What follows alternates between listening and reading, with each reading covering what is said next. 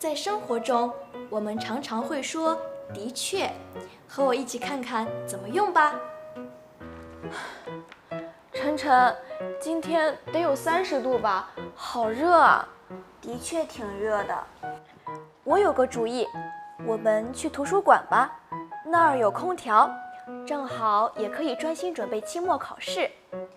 这的确是个好主意，在图书馆复习的确效率更高。你今天打算复习什么？复习高数吧。我记得高数的考试在下个月吧，不用着急复习吧？离高数考试的确还有很长时间，可是高数对我来说有点难，得多花点时间。也是，我呢就做几套英语题吧。我看你每天都要花至少1个小时学习英语。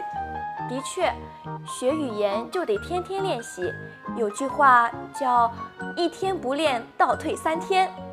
学语言的确需要多多练习，不过我觉得不能光靠做题，要想提高口语和听力，你多找几个语伴聊天更靠谱。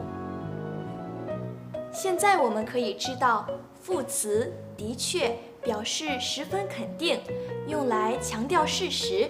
比如，在图书馆复习的确效率更高。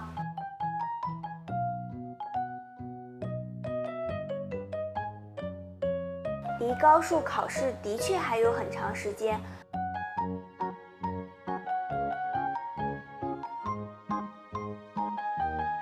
的确也可以单独使用，比如，的确，学语言就得天天练习。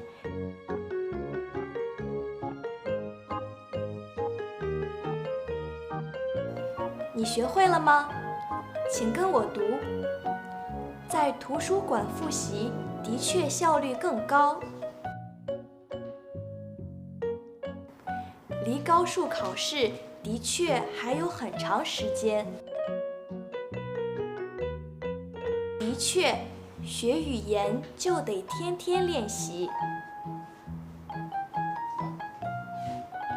晨晨，你说得找语伴练习，的确是个好办法。